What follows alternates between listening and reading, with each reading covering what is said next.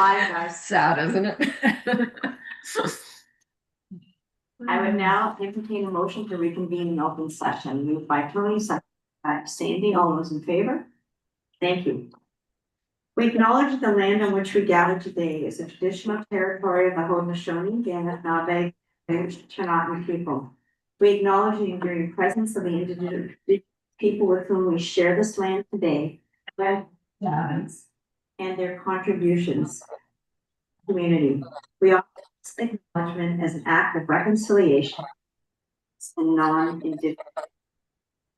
Are there any declarations of interest? Seeing none, I have no recommendations coming out of closed. So 7.0 is like that. Are there any items that anybody would like to be removed for discussion? It's 7.1 through to 7.9. Seeing none, if I could have a mover and a seconder, moved by Doug, seconded by Jim. All those in favor? That is carried. So we have approved our consent agenda. Business arising from the minutes. We have none. We have correspondence. One of them is an email from Jay Pearson. So I will acknowledge a receipt and say that there is no action being taken. I have consensus. Yes. Okay. Yep. Agenda 10.0 is police service reports. Chief, this is over to you.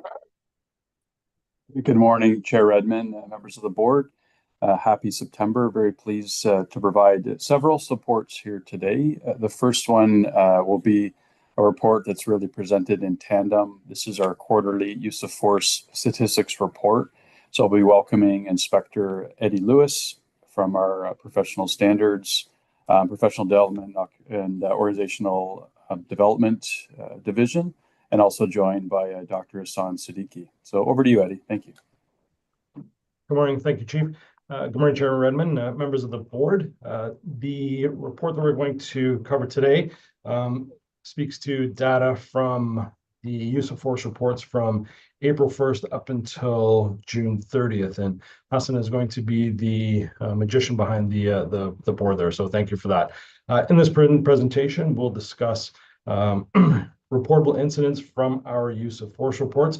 A reminder that reportable incidents may generate several incidents, several use of force reports, one for each officer that was potentially on scene.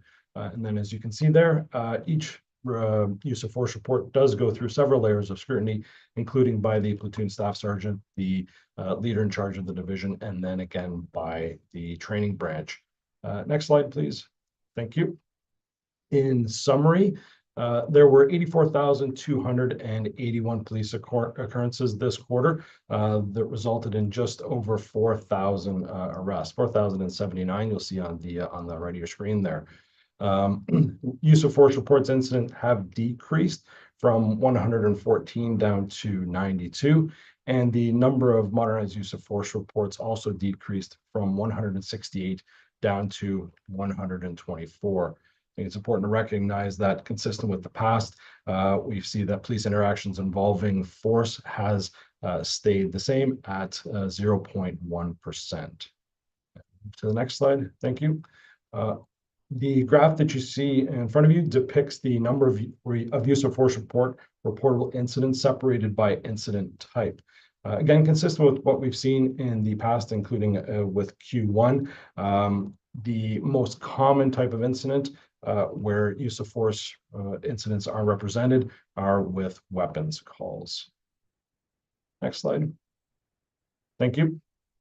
In summary, for Q2, we observed a slight increase in the number of handguns pointed in this quarter. There was no change in the number of handgun drawn reports.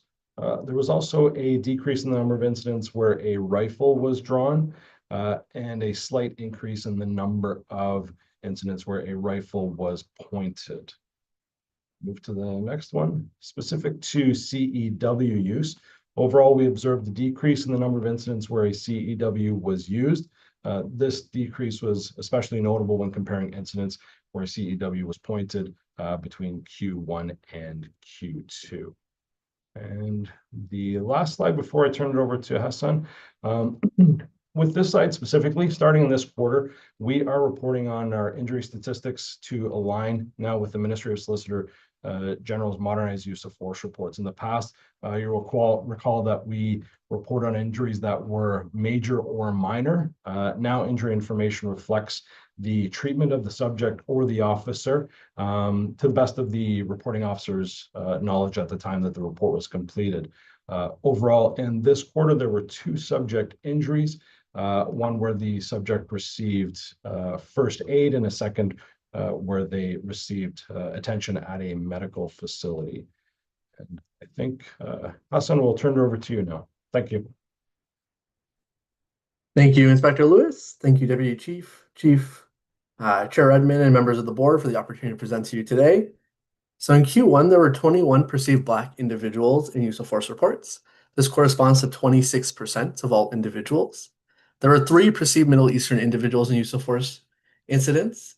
This corresponds to 4% of all individuals. And white individuals were again the most represented group in use of force incidents, totaling 46 individuals, which represents 57% of all individuals. Black individuals were overrepresented in use of force reports relative to their population proportion by a factor of 5.52 relative to 3.38 in 2024. Middle Eastern individuals were not overrepresented in use of force reports of this quarter. This is the first time we have not observed a Middle Eastern overrepresentation in use of force incidents since we began collecting this data.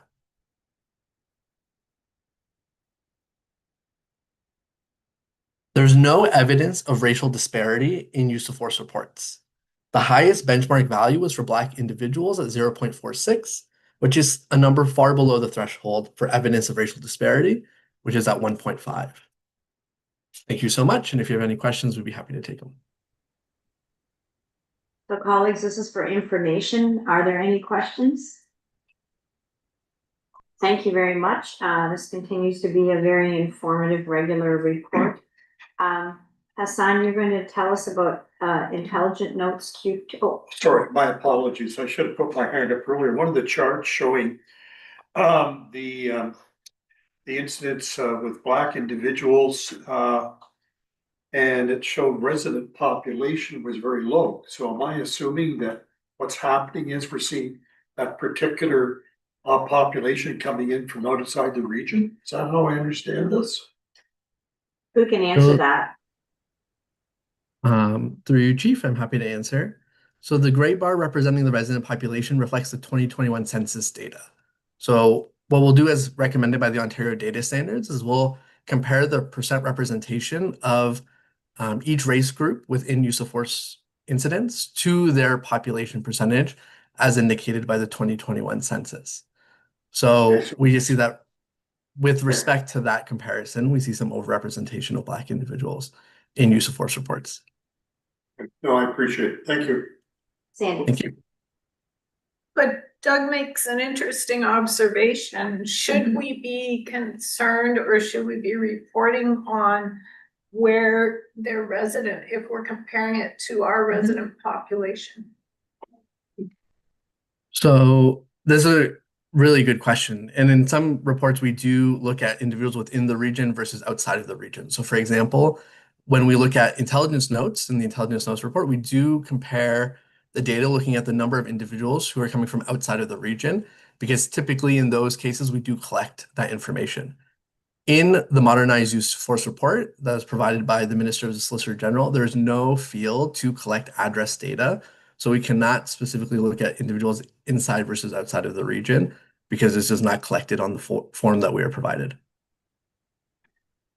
So if I can follow up on that, then when you're able to look at those other statistics, do they line up with this report? Or can you tell? Maybe you can't tell. When you say line up, do you mean do we see a great proportion of individuals from outside of the region? Is that what you're referring to?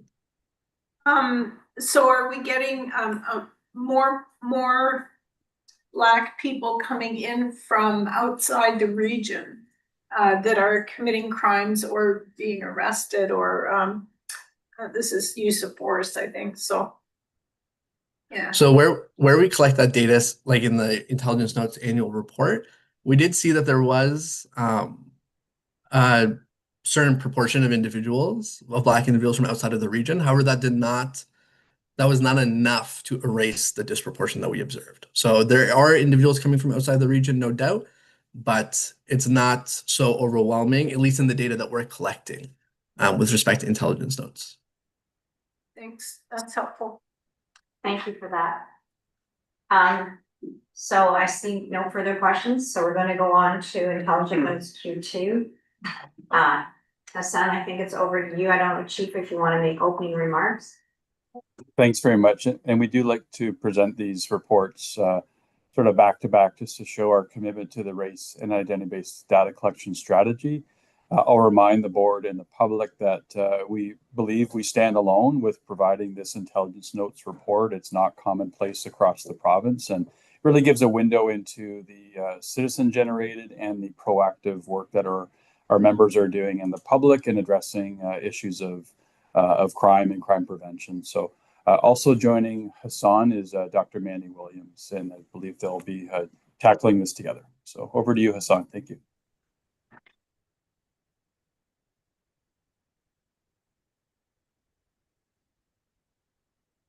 Bernie, thank you again, Chief. Should I say good morning to the board a second time? So we'll get started. As a quick reminder, as either mandated by legislation or required by the board, WRPS officers are currently required to provide perceived race data in 4 selected interactions, which are use of force, regulated interactions, intelligence notes, and search of persons in custody. We've been collecting this data since 2020. So to speak generally about our race and identity-based data strategy, the purpose of collecting and analyzing race-based data is to identify and reduce systemic racism where possible. Our analytic strategy moves into enforcement action benchmarking. Through our analyses, data can be used to flag institutional and cultural practices that could be introducing disparity into the delivery of police services. WRPS's strategy adheres to the Ontario data standards, so the identification factors relate to the system of policing that may lead to inequitable outcomes across the sector. So moving on to the topic of this specific report, all intelligence notes are created at an officer's discretion. Intelligence notes are used to document persons and/or activities for investigative purposes. Identifying information in the intelligence note can be collected where no interaction takes place, like a passive observation, where the identifying information is derived from a third-party source or already known to the officer, or where the interaction with the person was first lawful. This report presents the intelligence notes entered between April 1st and June 30th of 2025. So in 2024, 1,028 intelligence notes were created, which averages to roughly 250 notes per quarter. In the second quarter of 2025, 264 intelligence notes were created. This is an increase compared to Q2 of 2024, although less than Q1 of 2025. A single occurrence can result in multiple intelligence notes. Of the 264 intelligence notes created, 106 focus on individuals, 130 were created about locations, and 28 were created about unoccupied vehicles. When officers create an intelligence note, they are asked to provide a rationale for documenting information. A single intelligence note can have multiple rationales, so the numbers will sum to greater than 264. Similar to what was observed throughout 2023 and 2024, intelligence notes were created most often to document associations between people, places, and vehicles, followed by documenting information related to drugs and drug trafficking. The race and identity-based data analytics strategy will focus only on the 106 intelligence notes that focus on person subjects. The Ontario data standards for the identification and monitoring of systemic racism suggest 2 different analytic approaches for identifying systemic racism. The first is racial disproportion. Here, the proportion of individuals within a police data set are compared to the local resident population. The second is enforcement action benchmarking. Here, benchmark ratios are used to compare the proportion of individuals and groups at different points within enforcement. Ratios exceeding a cutoff value serve as flags for further investigation into the policy, practice, and procedure that inform police decision-making. For both values, Any value exceeding 1 indicates overrepresentation, and then values above 1.5 indicate a flag for further investigation. So we'll start by talking about representation based on age. The gray bars here represent the proportion of individuals in the population based on the 2021 census data, and the blue bars represent the proportion of individuals in intelligence notes by perceived age. This proportion is represented by the blue bars being taller than the gray bars. Enforcement action benchmarking will compare the blue bars to each other and seeing which ones are largest. In terms of both disparity and disproportion, intelligence notes created this quarter, we saw overrepresentation of those aged 18 to 49 years. Next, we'll move on to gender. Again, gray bars represent the proportion within the census, and blue bars represent the proportion within intelligence notes. In terms of both disparity and disproportion, males were overrepresented in Q2 intelligence notes. Now we move on to perceived race. Here, different patterns emerge for different indices. For disproportion, as compared to the local resident population, Q2 intelligence notes overrepresent Black and Middle Eastern racialized groups. The blue bars for those groups are taller than the gray bars. For enforcement action benchmarking, when comparing racialized groups to the white racial group, as recommended by the Ontario Data Standards, we see no evidence of overrepresentation. The blue bar for the white race category is the tallest blue bar on the graph. This next graph will illustrate the value of enforcement action benchmarking by helping us identify flags with respect to which rationales are specifically implicated in benchmark ratios. Specifically, as compared to white counterparts, Middle Eastern individuals were overrepresented in notes related to break-and-enter/robbery, drugs and drug trafficking, and property crime. When digging into specific incident types, we do not see overrepresentation of Black individuals as compared to white individuals for any rationale. Using these flags to drive our investigation, we can triangulate this pattern with other types of information within and external to WRPS to gain a better understanding of why we might see the overrepresentation of Middle Eastern individuals in particular. The why takes us back to those 4 drivers of disparity. Finally, we will look at the intersection between age and race to better identify how members of different race groups are represented in intelligence notes. When focusing on the Black and Middle Eastern notes specifically, because we have the most notes for those 2 categories, we found that Black individuals identified in notes were most likely to be between ages 12 and 29 as compared to white individuals. Note, the youngest person identified in intelligence notes was 17 years of age. And Middle Eastern individuals were more likely to be between the ages of 18 to 29 as compared to white individuals. So in summary, intelligence notes are most frequently created to document associations and information related to drugs or drug trafficking. Replicating previous patterns when taken individually, younger as compared to older, male as compared to female, and Black and Middle Eastern as compared to white individuals are overrepresented in intelligence notes. For the latter group specifically, this is particularly true for intelligence notes created for specific rationales. In partnership with the community and our academic advisors, Dr. Les Jacobs and Lauren Foster, we will continue to consider how the cultural and institutional practices of policing may contribute to observed overrepresentation and address systemic biases where they may exist. Moving forward, WRPS will be embarking on recruiting its community council in line with recommendations by the Ontario Data Standards in the coming months. Thank you so much. If you have any questions, I'd be happy to take them. Yeah, through you, Madam Chair.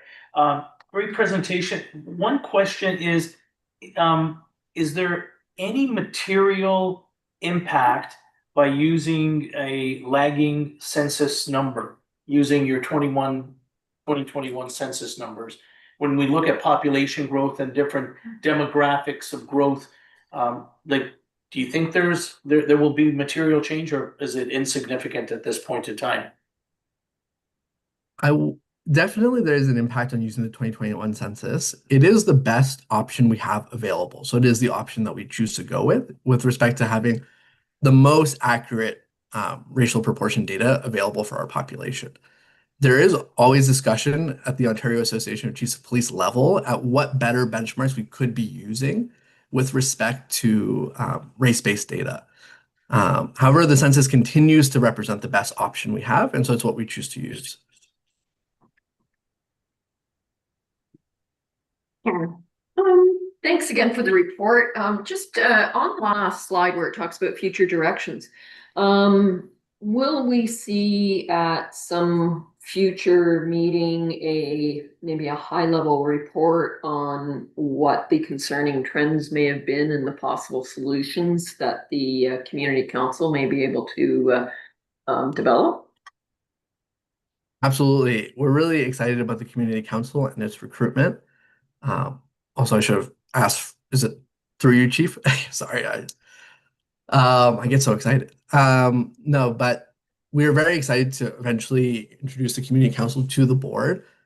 Initially, the goal is for them to release a what we heard document. Last year in 2024, we sort of embarked on our community engagement strategy where we hosted 6 community engagement events, 5 in person and 1 virtual, related to the race and identity-based data strategy. Through those events, we heard feedback in person, online, through surveys afterwards. And the community council, once they are recruited, will sort of synthesize that data in a what we heard document that will then be shared with the board and then our wider community. Thank you. Yeah. I just want to tag on to Tony's question. How often is census done? Is it every 4 years? I believe it's every 5 years. It will be interesting to see if there's a shift and if that impacts in, assuming we get there's a lag between them doing the population numbers and us getting them. It'll be interesting to see if that changes these percentages. Yeah, Mandy, do you just, I'll give credit to the team because they're humble, but we're really proud that not only has WRPS taken an active leadership role with the provincial race and identity-based data collection strategy, but Mandy Williams also sits on the Canadian Association of Chiefs of Police data group. It has a larger acronym and title, but essentially she's looking at national level data to bring it provincially and home locally. So Mandy, maybe you can provide some comments on the national landscape, best practices, and where we are and where things are going. Yeah, so benchmarking is a wicked problem.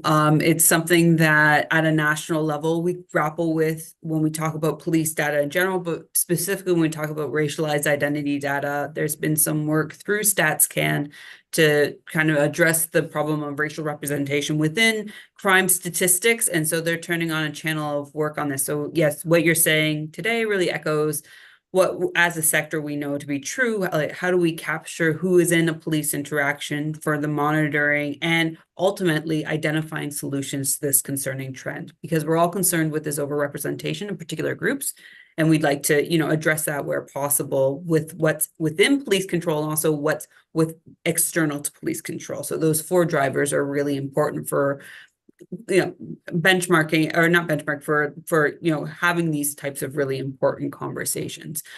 So yeah, stay tuned. The work is ever ongoing, and as we become more sophisticated in this space, the benchmarks will also kind of reflect the progress. So as we get more data and more available benchmarks, we'll be able to have more nuanced conversations about when we see different representation across different decision-making points, which is essentially enforcement action benchmarking, which is what, interestingly, SolGen reports for their use of force data. They don't do population benchmarking anymore. They do enforcement action benchmarking, which is an interesting shift to watch different agencies grapple with the same kind of conversations. So unfortunately, I don't have a hard answer for you, which is kind of upsetting, but know that we are very in tune to the standards that are being used across the sector, and we reflect that in our own work. Well, it's great to know all that good work is going on, Mandy. So thank you very much for your leadership. This is for information. I see no more questions. Next agenda item 11.3 is fees and charges bylaw. And Chief, is this something you want to introduce? Yeah, we'll keep it simple today. So with us today is our manager of finance, Brendan Reniers. He's here. He works closely with our director, Kirsten Hand. So he's going to walk us through the evolution of of where we are and where we're proposing to go with some changes to our fees and bylaw charges. Over to you, Brennan. Hello and good afternoon now, Chair and members of the board. I'm just going to share my presentation.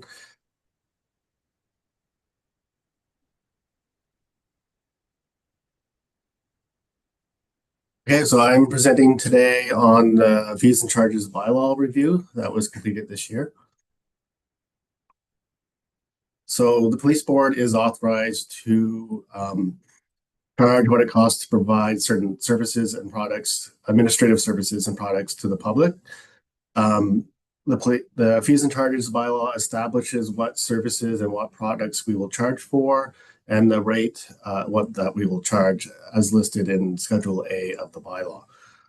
The bylaw is reviewed every 2 years and amended as required. The bylaw was last reviewed in 2023 and amended for January 1st, 2024. So this year, as scheduled, we completed a comprehensive review of the bylaw, which consisted of consulting units across the service and estimating the actual costs of providing these services.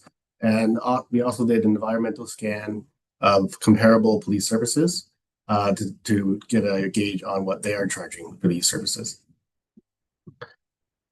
Based on our review, we are recommending several amendments to the bylaw that, if approved, would result in an additional $112,000 for the operating budget. Here's the list of current fees that we are recommending to be amended. Generally, these fees are proposed to increase due to rising costs, primarily staffing costs associated with providing these services.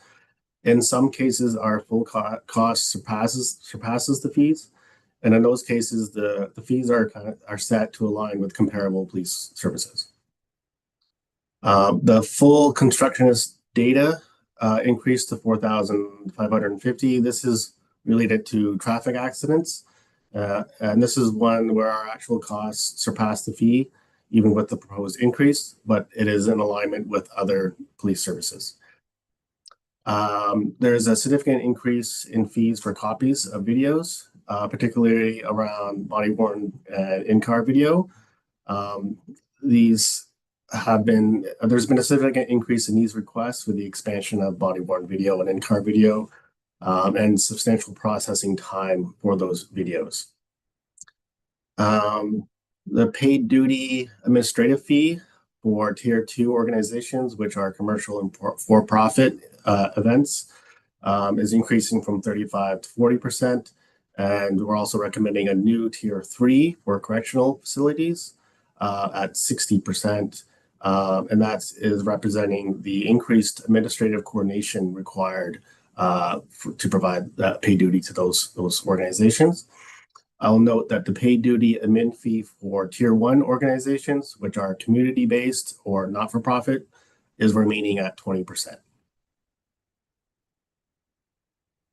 Okay. And then we have a number of new fees that we are proposing this year based on consulting with these units. So these are new. They're seeing either increased volumes in these requests or significant increase in time. So the first being employment human resources personnel files. These are former members that are requesting these, and they require significant time from HR staff to compile. So we have non-party and third-party production disclosures.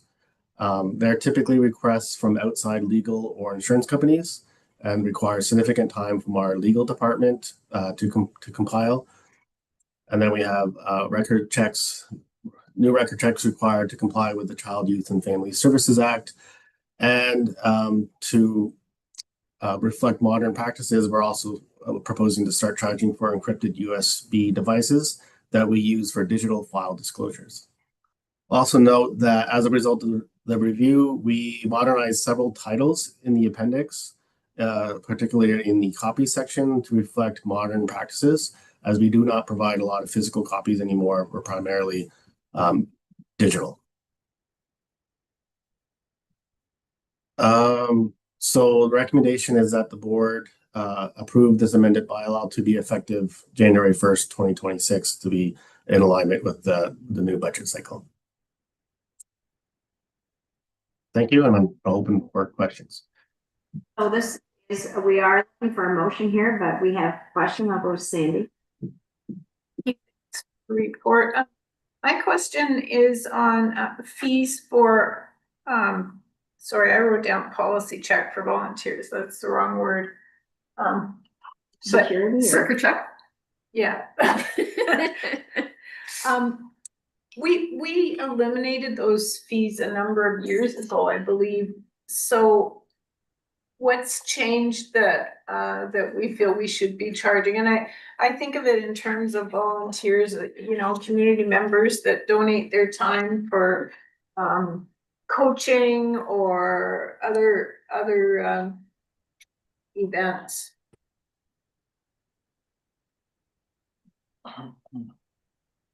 Brennan, are you able to speak to that item? So the one that's in the report is a new fee of $40 each for records checks required Yes. for the Child and Youth Family Services Act. Yeah. Yes. So there is a fee for volunteers for record check at $20, and that's not changing as part of this amendment. So the new one is the new record check fee is just for those that are required under the Child, Youth, and Family Services Act. So those are primarily people working in those industries, not necessarily volunteers. And I see Andrew's joined us because there has been an amendment made recently. So Andrew, you can give us the specifics on the new requirement that's been outlined. Yeah. Thank you, Chief, and through the chair. Yes, a couple of years ago, you did make a change to the fees and charges bylaw to eliminate some fees for some record checks, and that was because there was legislation that prohibited the charging of fees for those checks. That is not being reversed here. However, there is some new legislation that has come out in the last year that requires certain expanded record checks for certain types of people working with vulnerable sectors. They are permitted. We are permitted to charge fees for those. And my understanding is that they require a great deal of staff time. So that is why you would have seen an elimination a couple of years ago. This is for a different type of check under different legislation. Okay, thank you. I believe I heard at the very beginning that we did an environmental scan. So I guess my question would be, are these in line with the kind of charges that other police services would ask for these kinds of services? Yes, they are, and we're very careful to look at what other organizations are charging and make sure that we're not outside that range. And I would say, thanks, Brennan. I mean, traditionally we have, I would say, been conservative and very community minded when it comes to these arrangements. We know the costs on every citizen, every business, are pressing in every direction. So it's with some, I would say, hesitation that we have lagged in some of these areas before, and now we've reached a point of modernizing and advancing some of these costs. But we always want to be in line with our industry standards, our partners across the province, and I would say that we still provide a very reasonable approach to any of these costs across the board. Andy? Thanks. Just another question, maybe more for the chief. And I guess I'm thinking of it as a municipal mayor, and how do we charge our municipal partners for things like parades or some of the other, the Maple Syrup Festival, some of those things where we need a police presence? And is that changing substantially through this bylaw? I don't think there's a substantial change for the affordability of all of our partners, municipal partners, community partners.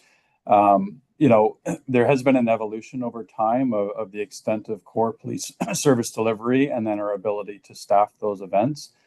I still think, from the high level view, we still provide efficiency in our operations, really good partnership with how we provide a minimum level of security requirement for paid duty officers. but also looking to really work with every group and every municipality on supplementing with auxiliary deployment as well. And I think there's a balance to that for site security, traffic control, just public safety generally. And then we know that most agencies are supplementing their events with their volunteer base as well. So we want to maintain all of the events and the affordability and the feasibility for our partners to maintain those costs. I would highlight for the board, though, you can see some recent events across the world, across North America and within Canada, a heightened level of concern for large gatherings. And through our public order deployment, all of our analysis on risk, we're really trying to work closely with municipalities on assessing levels of risk. I'll just highlight, the worst outcome that occurred within the last year in Vancouver, where there was a street event, high level of event, where there was a tragedy that occurred, and deaths and many injuries. So these are the types of balances we're trying to strike to allow our community to flourish with celebration and the arrangement of things, but also working really closely to assess that level of balance for site security and to allow things to occur in this region very much the same way we've enjoyed for decades. Thanks. So colleagues, I'm looking for a mover and a seconder for a motion that the board approve and pass the attached bylaw 25-01, being a bylaw to establish fees and charges for certain services, and repeal bylaw 23-01, effective January 1st, 2026. Do I have a mover? Moved by Karen, seconded by Doug. All those in favor? Thank you. Can I ask, now that we have this motion before us and it's passed, how will this be conveyed to the public that these fees will be changing January 1st, 2026? Brendan, do you have a certainty on that answer? Otherwise, I think we'll through every channel we have communicate the new fee arrangement, through all of our partnerships and try to provide as much clarity and good customer service with our partners. Brendan, if you have anything else to provide? I can add that most of these fees and charges are disclosed on our websites, and will be on our website, which we will be updating and putting a notice on there of the fee changes, and they will be in effect until January 1st. So there is some time before they become effective. Thank you. That's great to know. Thank you for your good work. The next agenda item is closed circuit television and automated license plate reader. And Chief, over to you. Thanks, Chair. I've been very happy to have Deputy Davis provide this presentation. Over to you, Jen. Thanks. Perfect. Can I confirm that everyone can see the slides? We can. Yep. Just need the full screen view.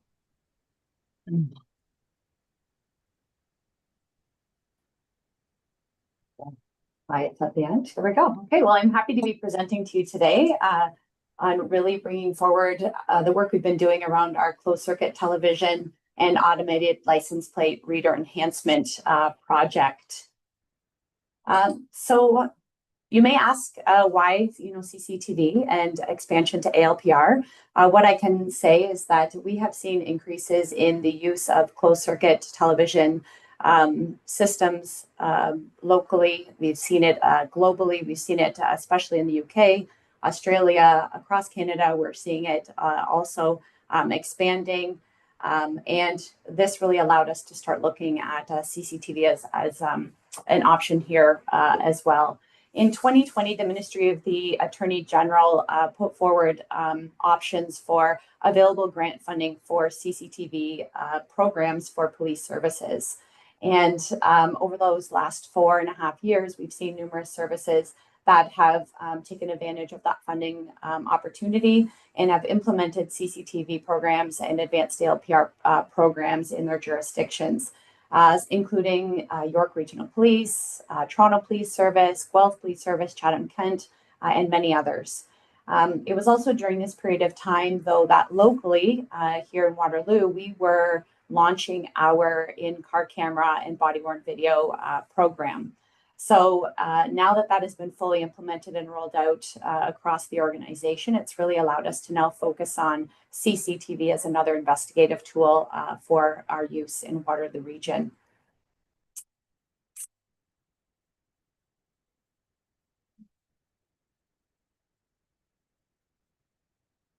Okay, why CCTV is considered such a good option locally? It supports WRPS's crime suppression strategy, directly in line with us trying to respond to areas of highest victimization, areas of highest crime and disorder. It has also been known to help deter violent crime and deter social disorder occurrences simply by being present and acts as a deterrent. It is a great support to frontline operations. Currently, right now, when there is a major incident, we will have officers that are responding. They're looking for CCTV footage that's already available with private business owners, private residences. There's pleas that are made out to the community asking for anyone that might have dash cam video to be shared with us. So it's a very arduous task to try and collect that data currently. So it does help to improve investigative outcomes. It provides best evidence through video that is obtained through CCTV, and also increases camera capacity and access. And I will speak to it in a little bit, but these are not live monitored cameras. These are cameras that we can look at, video footage that we can look at after the fact, after an incident has been reported. However, what they do give us is the ability when there is a major event that is occurring that we can actually tap into that video and see that event unfolding live so that we can ensure that we're sending the right resources to respond appropriately to that. So really it all ties into how it supports our overall strategic business plan on increasing public safety and ensuring that residents within our community are safe and feel safe. For our pilot program, we put in a grant application with the ministry for $300,000.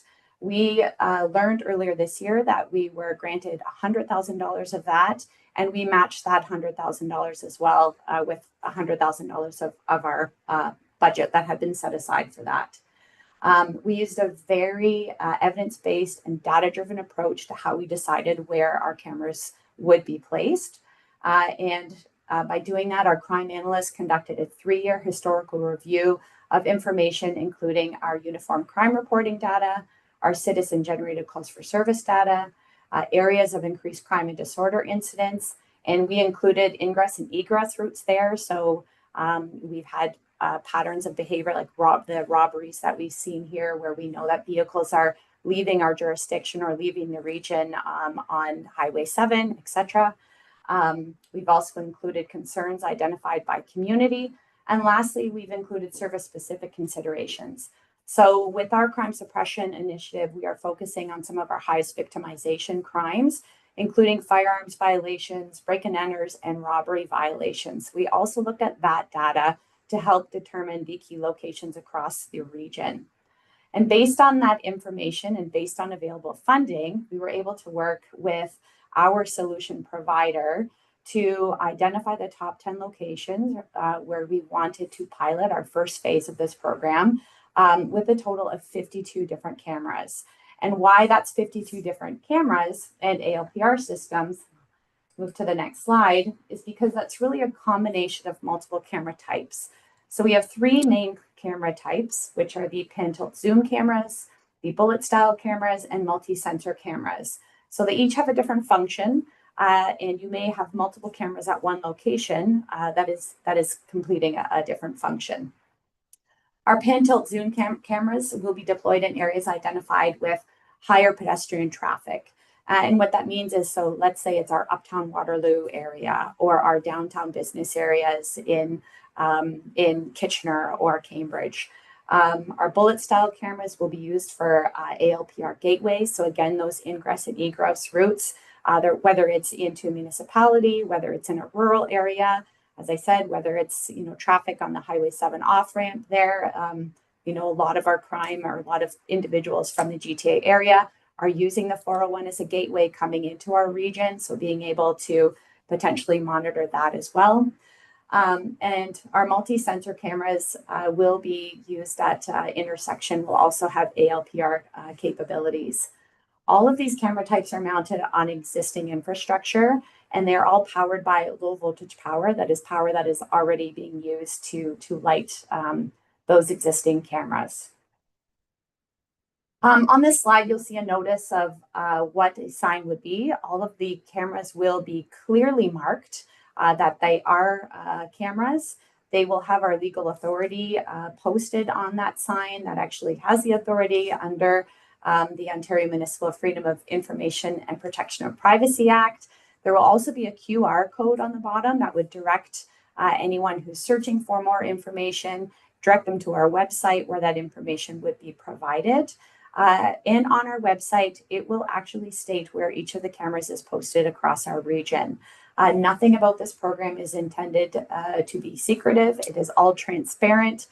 We want the community to know that this is just an investigative tool to help us investigate crime and ensure public safety. So again, all of that information would be available to anyone looking on our website. On the right side of the slide, you see a little bit about what CCTV and ALPR is and what it isn't. So as I've mentioned, it is an investigative tool. It does help to provide best evidence. It may act as a deterrent for some criminal behavior. And it does allow us the ability to flag certain license plates that may be associated to a crime that we are aware of, that if they're in our jurisdiction, we would get an alert alerting us to where they are. What CCTV and ALPR is not, it is not speed enforcement cameras. Again, it is not live monitored by our officers. There will be an incident that would cause an officer to have to go back and look at that video evidence to investigate a crime or an incident of disorder. They are not arbitrarily placed. All of the decisions to where to place them is based on evidence. It is based on 3 years of prior crime data. It will be something that is continually evaluated. These cameras can be moved. They are not, they do not need to be fixed for long term at these locations. They can be moved throughout the region. They are also not accessible, or video evidence obtained is not accessible to all members. It will be restricted to those working in our real-time operations center. It will be restricted to members in our investigative services units, and members that do have access to it will be required to complete necessary training on both the use and access to it. So as I mentioned, one of the benefits of us having waited 4 years to start working on our CCTV program is it's allowed us to see what has worked well in other jurisdictions, where there's areas for improvement from other jurisdictions. It has allowed us to really follow the guidance of the Information and Privacy Commission of Ontario to ensure that we are being fully transparent, that we have considered all privacy concerns. Our program is in line with all of the guidance of the MFIPA. So again, the Municipal Freedom of Information and Protection of Privacy Act.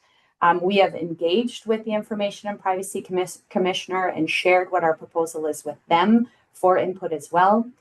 We have completed a full privacy assessment on this, which will be shared as well.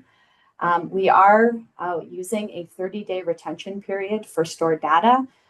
Research would show that this is a commonly accepted retention window that is both proportionate and necessary.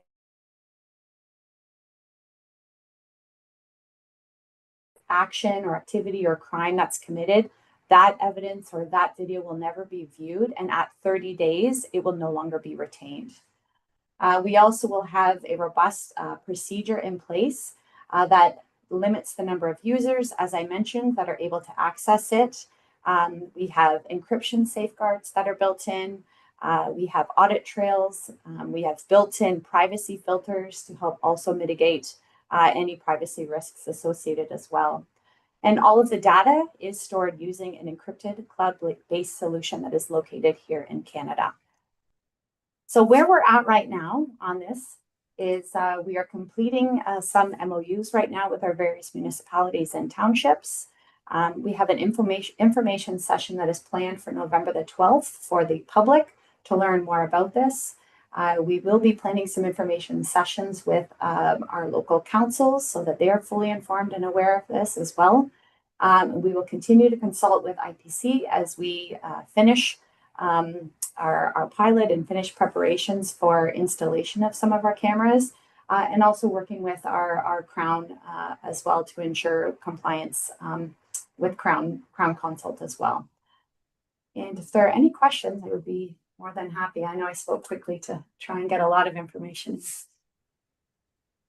Thank you very much for a very comprehensive report. Are there any questions? I know Deputy Davis, you've done extensive consultation with the region and area municipalities to help bring everybody along. So I appreciate all the effort and work that's gone into this to bring this forward at this point in time. So this is for information. I think you've bowled everybody over.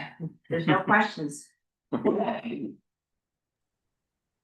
have to apologize for getting stuck there at the beginning. I had it on two different screens and couldn't see anyone, so thanks. Thank you very much. This is great information. Look forward to seeing the program unfold. I see no questions. The next agenda item 11.5 is community safety and well-being plan update, addressing mental health and addictions. Chief, are you going to introduce this first? Yep, typically this is Inspector Matthias with partner today for the third time.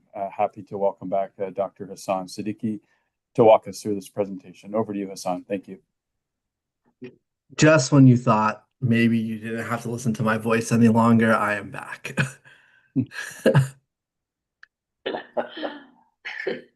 So thank you again, Chief. I'll say good afternoon this time as we've crossed noon.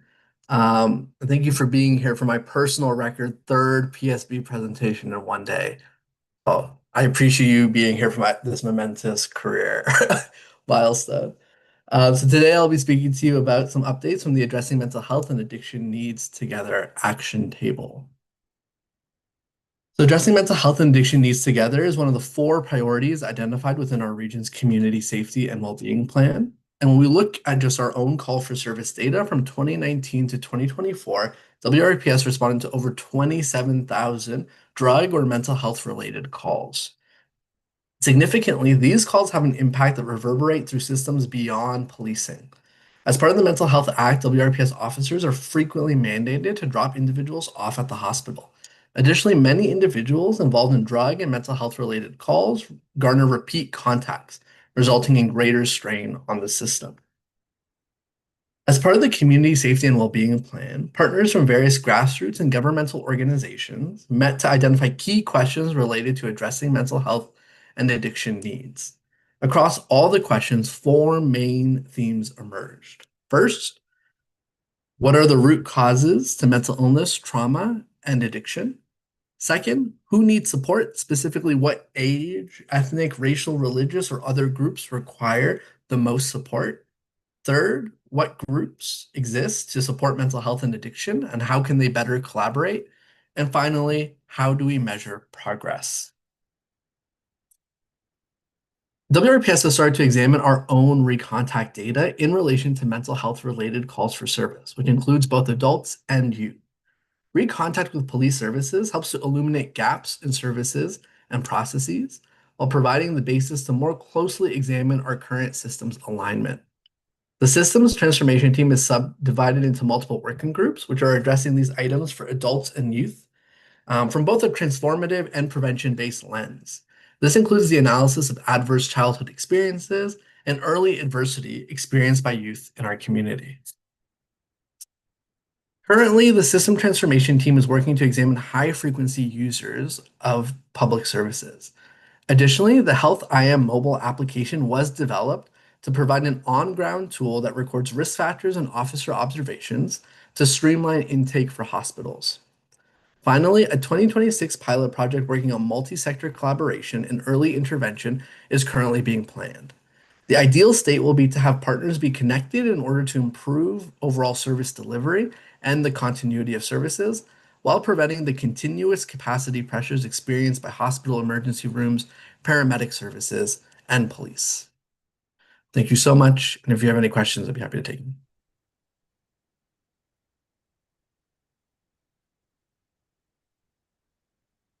You mentioned launching the survey, or the pilot project. Are we going to hear more about that, or are we going to hear results? I'm sure all that planning's already happened, right? Yeah, so I believe the pilot project is currently planned for a launch date in January. And currently the system partners in the system transformations table are working together for that. This is such a pressure point within emergency services and within the community. It's great to see this kind of movement going forward, and I think it's a really important pillar in the four that exists for community safety and well-being. So thank you very much for presenting this. I'm really personally excited as a participant and as chair of the region, as well as a member of WRPS Police Service Board, to see this one going forward. Great collaboration with the community. So this is for information, more to come, and thank you very much. And it's duly noted, this is 3 presentations. It's in the minutes. Thank you very much. Next agenda item is monthly chief of police report. Over to you, chief. Thank you, Chair. I've been very pleased to provide the monthly Chief of Police report for an overview of activities during the past month. So on a sad note, we had a suspicious death investigation that occurred on September 12th, where a 36-year-old female from Cambridge was discovered deceased within North Dumfries Township. We have put a public appeal out for more information on the identity of Elizabeth Spurgeon, seeking information leading to the circumstances of this sudden death investigation. And work is ongoing by our major crime unit. And we're appealing to the public to contact us or Crime Stoppers to assist in advancing the investigation. Also, similarly, a tragedy occurred just a couple days ago where a homicide investigation was launched in Kitchener, where a 70-year-old male was found deceased within a residence. We have arrested and charged a female in relation to this death, and our investigative teams continue to advance this investigation as well. This is the first homicide of 2025 undertaken by our investigation undertaken by our Major Crime Bureau. Just to signify a couple of complex frontline investigations, there's a robbery that occurred on September 5th in Cambridge. Officers responded to the report of a robbery of a young person who had been taken by 5 unknown suspects. He was taken to a location, physically assaulted, threatened with a firearm, but then forced to transfer money into a cryptocurrency wallet. And this shows the evolution of crime and some of the complexities of violence faced in our communities, especially those involving young persons. So we continue this investigation to identify the male suspects involved.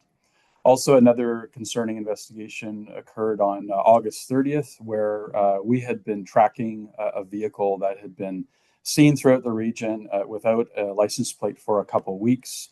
Ultimately, another report came to our service regarding this vehicle that was driving very dangerously, harassing other vehicles on the roadway. And ultimately, we were able to locate the vehicle. It had been driving the wrong way on an on-ramp. It fled from police and eventually it led to a collision head-on with a police cruiser, striking 2 other police vehicles, resulting in minor injuries to 2 of our officers. An 18-year-old male was arrested as the driver, and 2 other young persons were also detained and arrested for various offenses. It just shows some of the dynamic and concerning crimes that our officers are investigating on a regular basis on our roadways and throughout the region. We have been very active this month as the community comes back to life with the return of school students and the vibrancy of our region. We have launched a retail crime safety blitz throughout the region of Waterloo, working in partnership with the Retail Council of Canada, the National Retail Crime Task Force. We've undertaken an initiative that has undercover officers throughout several retail locations throughout the region, looking at combating organized retail crime theft, which is occurring throughout this region and across Canada annually to the tune of approximately $9 billion in total theft across across Canada. So we're very committed to this initiative, and we look forward to reporting some of the successes and our contributions to things moving forward.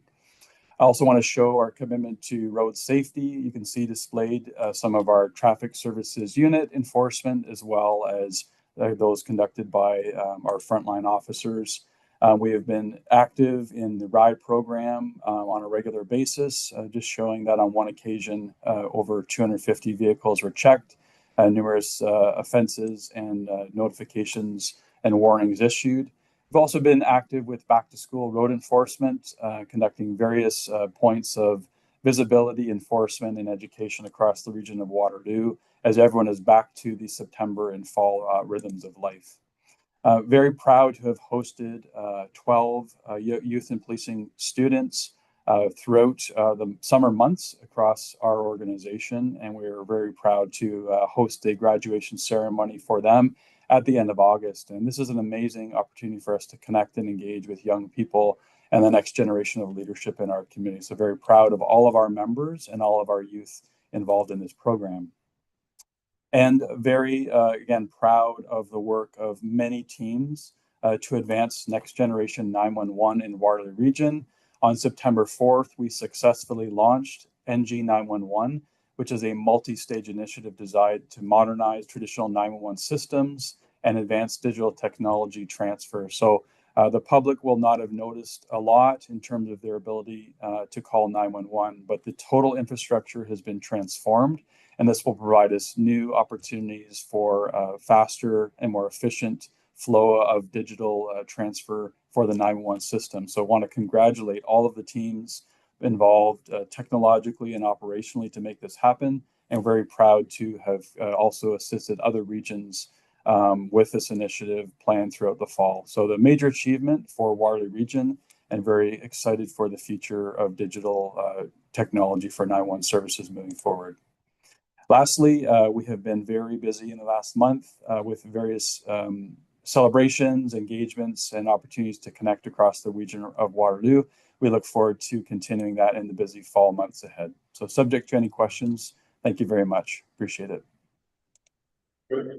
Thank you, Chief. Another busy calendar of events. Any questions, colleagues?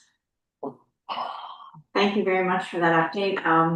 I know that it'll be over the fullness of time that the community is going to come to recognize what an innovation new generation or next generation 911 is. That is no small feat to accomplish. So congratulations to you and the team for bringing that into use. It's very exciting. Any items of new business? Future agenda items. Information items, I want to reiterate that the upcoming public input sessions on WRPS's budget are September the 29th and October the 27th, and we hope everybody who's hearing this and interested will come and make a presentation. We're interested in what they have to say. Seeing no further issues, I would ask for a motion to adjourn. Moved by Jim, seconded by Sandy. All those in favor?